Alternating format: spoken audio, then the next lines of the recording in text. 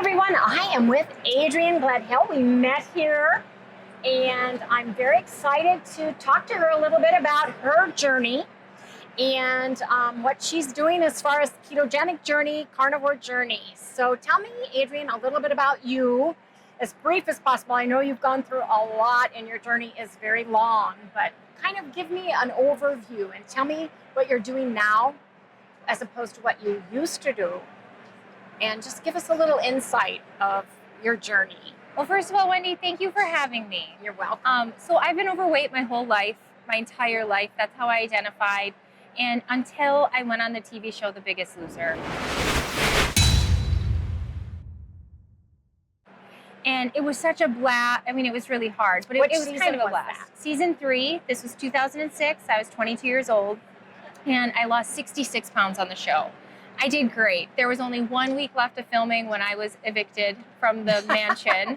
You got to go home, huh? Yeah, I didn't win, but I lost 66 pounds and I learned a lot. So, but unfortunately, that killed my metabolism and I gained 100 pounds. And actually, sometimes it was more than 100. Wow. And then I hid. It snowballs. The fear, the failure, the shame. And so I tried to run and restrict again, just like we did on that show, and it just didn't work. And then I would kick myself. I didn't work hard enough. I didn't try hard enough. And it just kept trying over and over and over again. Eventually, I had gastric bypass. And I did. What year was your gastric bypass done in? I think it was in 2013. Okay. So it was over 10 years ago. And I lost some weight there again, but then I started getting sick. I started getting hypoglycemia chronically. I had iron issues, and then I didn't get to the root of the issue, which for me was metabolic and food addiction. Right. So the next 8 years, however long it's been, since 2013, 11 years? Yeah. 10 years, 10, 11 years. I restricted my diet more and more and more to try to figure out this hypoglycemia because I was getting sick all the time. So I was down to no dairy, no chemicals, vegetables, and lean meats. I started a quail farm. I was raising my own. Oh, really? Yeah, it's 600 quails. I'm eating my own eggs. I'm eating my own quail. I got some rabbits. I raised meat chickens. So all this lean meat and vegetables. Right. I still wasn't feeling good, and I still wasn't losing weight, and I got up to 202 pounds. And that's when I said, I got to do something. And I also wasn't feeling good. My autoimmune went through the roof. And so my dad said, you need to try carnivore. Really? So I was like, so I have to get rid of the green beans and the lettuce too? Like, I've gotten rid of everything. I got to get rid of that too? And he was like, yeah, give it a try. And it was amazing, honestly. I felt food freedom immediately. I lost inflammation immediately. I stopped having so many cravings. I was full and satiated. It felt really, really good.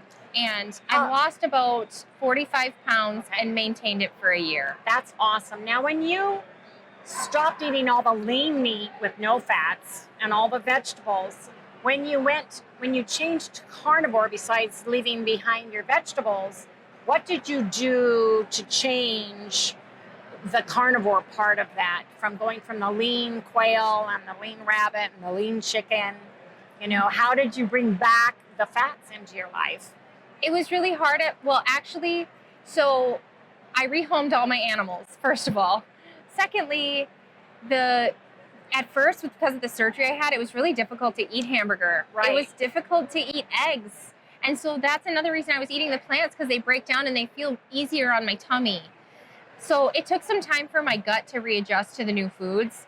But part of what helped was the fact that there was fat there, because it was like a coating to help it move through my stomach. Right. So, and then the fat just lit my brain up. It lit my mood up. I had chronic kind of anxiety all the time, no matter what pills I tried, no matter what the doctor gave me. I just had this anxiety, and that was lifted from this fat.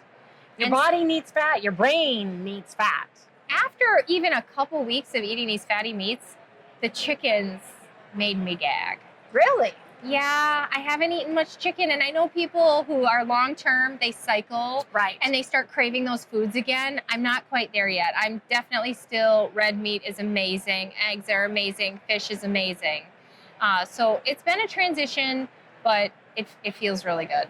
So did you have any, I'm going to say keto flu-like symptoms from transitioning from the no vegetables, because you have different gut biome when you're eating those. So you're going to go through a die-off of some, probiotics, and then you're going to be growing new ones. Did you feel any discomfort, or did you have any of the queasies, anything like that when you first started reintroducing the fatty meats and the fats into your diet? I don't think I had keto flu because I was so low carb. Because if I ate too many carbs, my hypoglycemia would kick in. Okay. So there was no keto flu. However, I'd been constipated for 10 years, Wendy, 10 years. And they kept saying, more fiber, more water, and take Miralax. And none of those things worked. And I was gassy and bloated, and it was awful. And the first thing that happens when you eat all those fats is you get the runs. Yep. You get the runs. Yes. And I'm going to admit that I was relieved. I was like, praise the Lord, things are moving. Yep. Thank you. Thank you. And that did last, I felt like it lasted a long time, like 3 weeks. Beef, I think, the fatty beef for me did that for me. Like at first, it was like, whoa, because I had, and I think it's part of the lap band gastric bypass thing, you get chronic constipation. Yeah. And then if you take something for it, then you get the total opposite, and you have to go through this yo-yo thing with your intestines. Yeah. Right?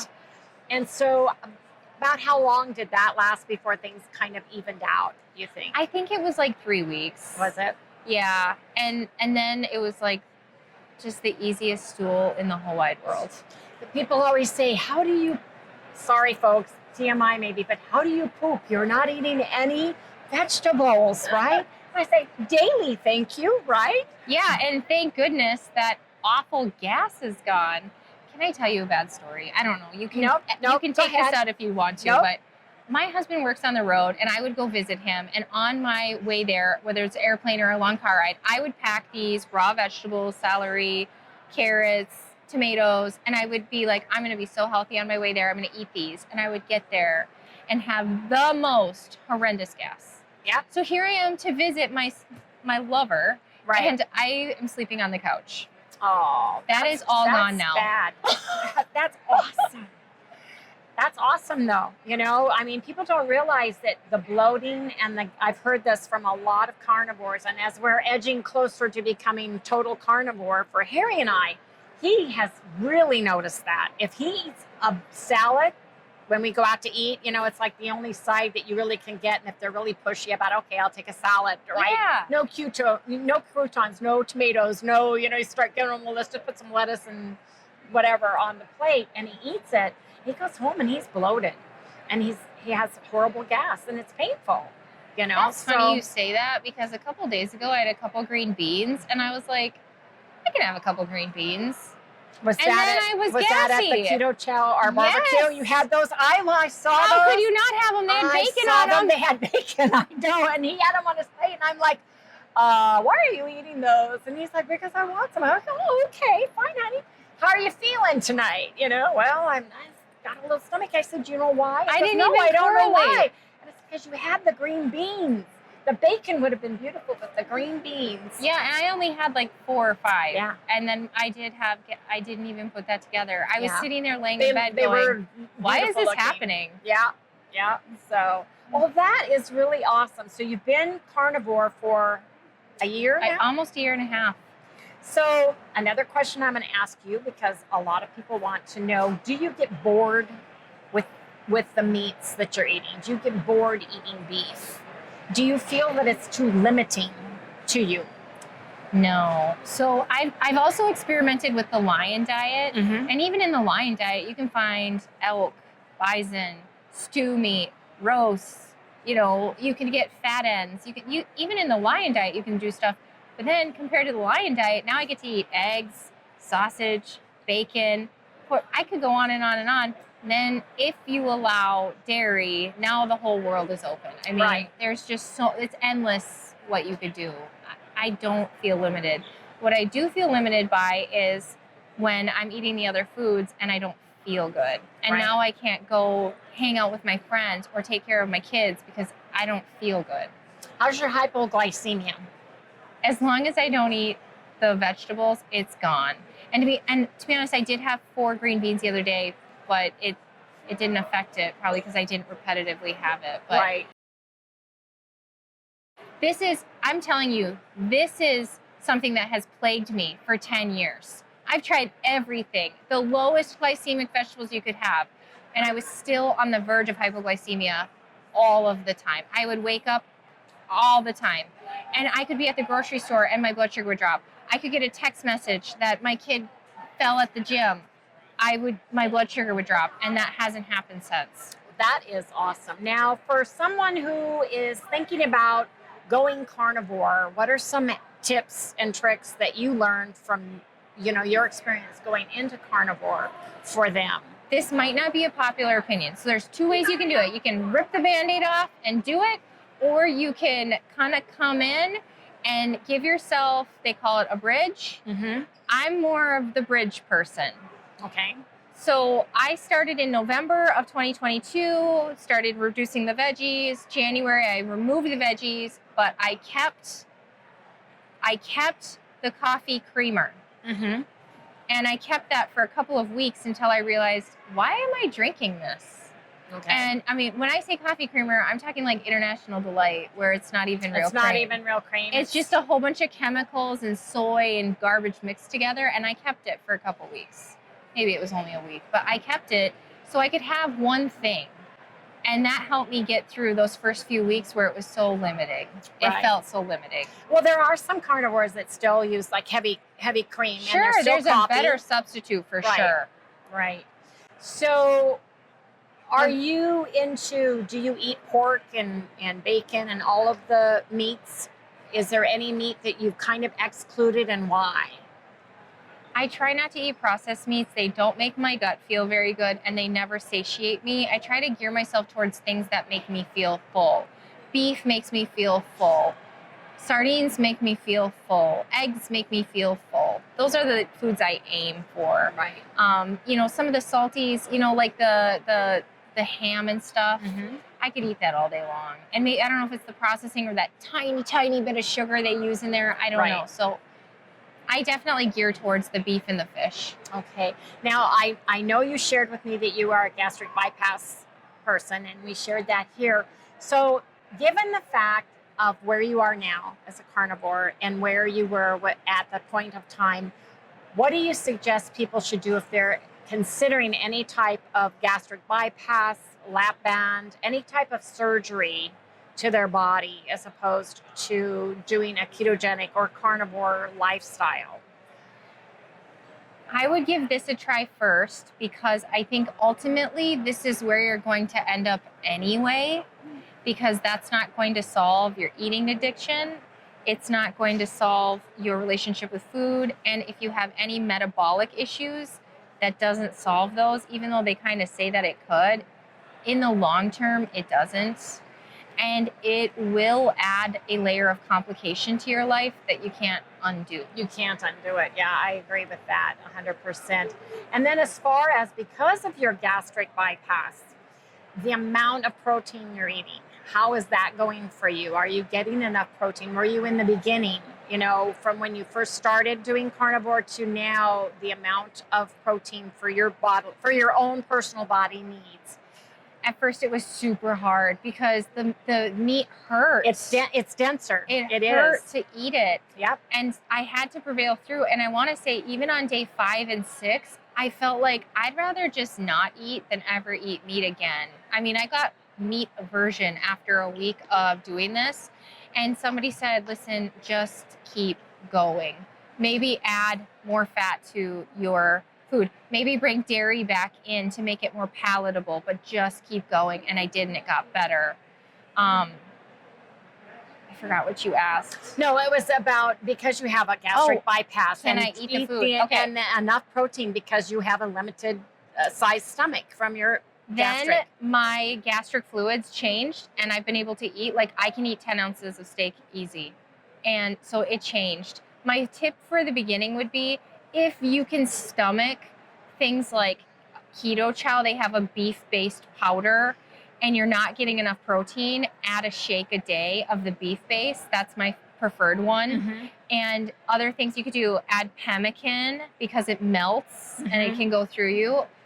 Dehydrated beef, it's less of a volume. Right. So you could do some of those things in the beginning to make sure you're getting your protein until your stomach changes, and it will. I really believe it will, because there's a lot of us in this space. Right. And eating slowly is another thing. Chew, chew, chew, chew, Chew, chew. chew, chew. I'm usually the last one at the table, even now that I've had my lap band removed, because I had a 3-centimeter opening that atrophied my throat. Was another problem, and then ulcers at the bottom.